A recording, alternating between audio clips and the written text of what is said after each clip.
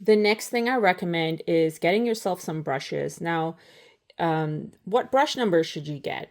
What sizing paper should you get? Those kinds of questions I'm answering in these little videos just so you guys have somewhere to start. And then once you build an idea of exactly what your preferences are, then you can kind of venture out and really fine tune in on your supplies.